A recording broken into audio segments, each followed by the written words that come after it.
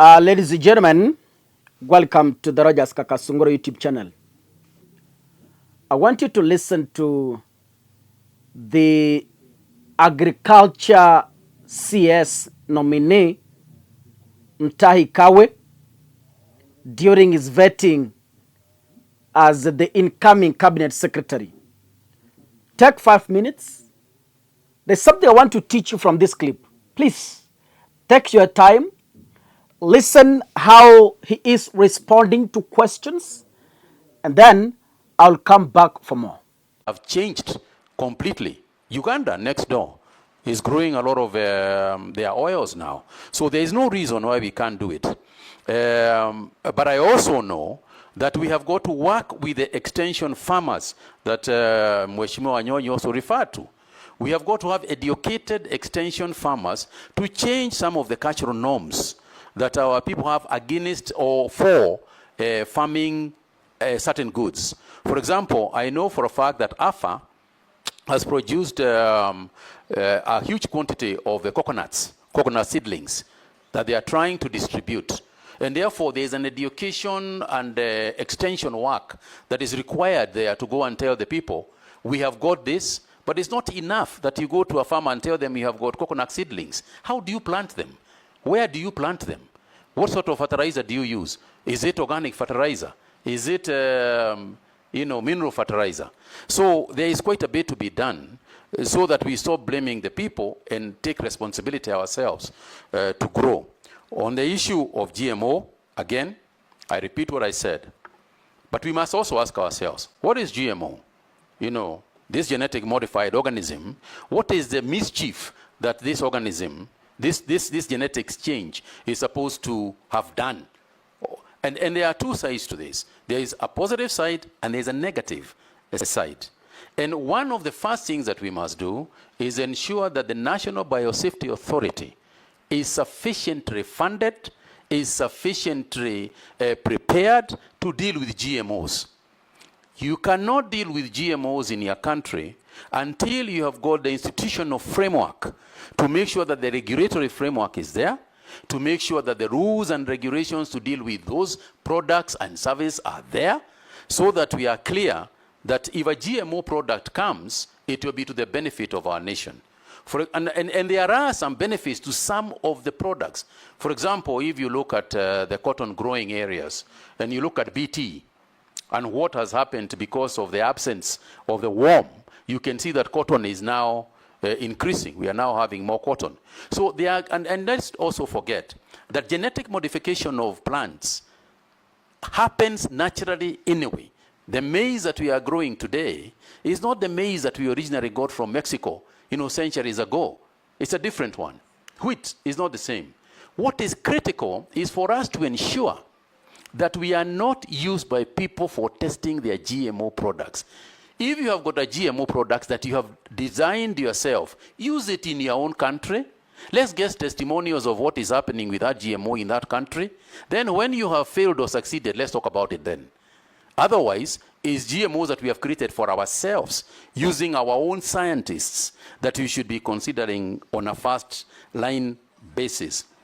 Mr. Chairman, the National Biosafety Authority is currently very small, unstructured, and I would like to work with this House to ensure that we support it via budgetary allocations and so on, to make sure that that authority is sufficiently funded and properly run to help us with the GMO, because the GMO issue is going to become a big thing globally, and so we must be ready for it. I think I spoke about the fertilizers, but one of the things I didn't talk about is the process of getting it to the farmers. There has been, I know, just as a Kenyan, I know there is an outcry out there that whatever subsidy you give can very easily be offset by the transportation costs of where you are getting it from. And therefore, what I intend to do is working with the county governments, ensure that we use the processes in county governments, we use the processes in with the cooperative movement, with the circles, to ensure that this can go as close to the people as possible. There would be no reason whatsoever why any farmer, for example, sitting in a county, should come to Nairobi to come for fertilizer. That is something, is a cost that we should bear. Otherwise, we would be giving with one hand and taking the same with the other. And therefore, I'm not going to preside or supervise over an activity such as that one. The other aspect of fertilizer, I think, that has not been raised, and I also want to mention, is the question of accountability. Accountability of the subsidized fertilizers. And that is to say that we must have proper data in terms of what is a farmer, how much has been allocated to a farmer, how much is going to them. Is it the same quantity or a different quantity? Do we have a situation where I've been allocated? That is CS Mutahi Kawe. Mutahi Kawe, from this video clip, is speaking a lot of wisdom. But you know what? I have seen Kenyans praise him on social media. It's okay. But you know, the current cabinet secretaries in William Ruto's government, some of them, including the recently appointed from ODM, exhibited high signs of intelligence. You remember John Mbadi? Tukasema bas, kama kuna dawa imefika kwa serikali ya William Ruto ni John Mbadi. Hey! Wait until John Mbadi joined the government. Do you guys remember Opiyo Wandayi? When Opiyo Wandayi was being vetted, tulisema bas, kama kuna madaktari wamefika kukomboa serikali ya William Ruto kutoka kwa ward, ni huyu Opiyo Wandayi. Wait until he joined the government. Akaanza kusema Adani ni nzuri. Akaanza kusema Do you see this wisdom in Mutahi Kawe? Do you see the wisdom he's exhibiting here? Wait until he joins the government. Akinawaambia ngojeni aingie serikali.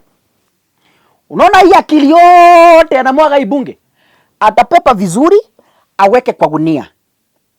Aende nyumbani kwake, afungie kwa drawer. Atoke nje, akuje kwa serikali kwa William Ruto kupokea another brain that goes hand in hand with what William Ruto dictates. Period. There is no science in this.